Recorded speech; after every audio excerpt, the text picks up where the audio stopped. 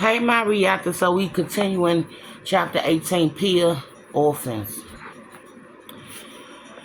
Brown swaths of frozen grass lay bare by the wind, and miles of snow leaned against the fence and playground equipment.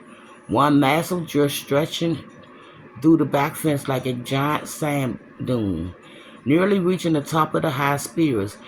If the draft had been made of dirt, Pia could have walked up and over it to the other side. She tested to see if it would hold her weight. Her shoes broke through the thin, icy crust, but the snow beneath was firm. She took a few steps, holding her arms off her balance, and climbed higher. Her heartbeat, her heartbeat picked up speed. This could be their chance. She jumped down and glanced around the yard, searching for Finn. The boys had come outside, but she didn't see him anywhere. Rubbing her hands together and pacing back and forth, she pretended she was trying to stay warm, when in reality she felt like she stepped inside a furnace, her nerves making her roast inside her coat. Her mind raced, thinking of everything they had to do when they were free. The first place they needed to go was her old apartment to ask the people living there if Vader had returned.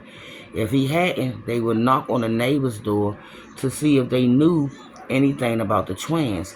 After that, she wasn't sure what would happen. Hopefully, they'd find her father right away. She plugged her hands in her pocket and checked the door again. She didn't see Finn anywhere. Melting snow dripped from the trees and the bars of the swings set, while great sheets of ice cracked and slid down the slide. A girl shrieked and ran away from a boy playing blind man's buff, making Pia jump. She scanned the yard for what felt like the hundredth time. Why was Finn taking so long to come outside? She clenched her jaws and went over to two boys playing kickball. One was tall and lanky, with a big nose, and the other was short and muscular. Despite their sizes, they looked to be only about 10 years old. When they saw her approach, they stopped playing. "Do you know Finn Duffy?" she said. The lanky boy put a protective foot on the can. "Yeah," he said. "He's from our ward. Do you know where he is?" The boy glanced at each other, then looked back at her, puzzlement lining their face. You didn't know? You didn't hear?" Wait a minute. "You didn't hear?" the masculine one said. Pia's stomach nodded. "Hear what?" "He's gone," the lanky one said. Pia drew in a sharp breath. "What do you mean he's gone? Gone where?" Panic beat against her rib cage like a trapped bird. "When we woke up this morning, his bed was empty. He wasn't at breakfast either." Pia's heart dropped like an anvil into her chest. Finn had left without her. He had escaped and abandoned her. He said something. Wait a minute. He said something once almost. Hold up. He said something once about going alone and coming back for her. Then maybe it would be easier. But she didn't think he was being serious. How could he do that to her, especially without telling her first? A door empty ache gnawed at her stomach, and she felt like she might be sick. "Where do you think he went?" she managed. "How are we supposed to know?" the lanky boy said. "Did he say anything to either of you before he left?" she said. "Did he leave a message for me or anything like that?" The boys shook their head. "Do you think he got out on his own?" she said. "You mean escape?" the lanky boy said. "Nah," the master boy said.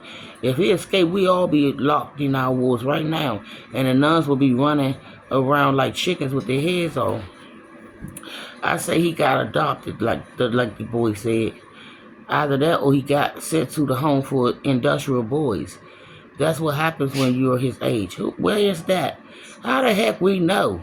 the lanky boy said. "We only heard about the place. We ain't never been there." Pia reached blindly for the edge of the slide, certain she was about to fall over, but her hand caught nothing but air. Her feet slipped out from under her, and she landed hard on a patch of ice. Pain shot through her elbows and arms, and the sound of a cracking bone exploded in her mind. The master boy leaned over her. His shocked face blocking out the blue sky. Holy shit, are you alright? She closed her eyes, struggled to catch her breath, and cradled her throbbing arm in her hand. No, she wasn't alright. She didn't think she'd ever be alright again.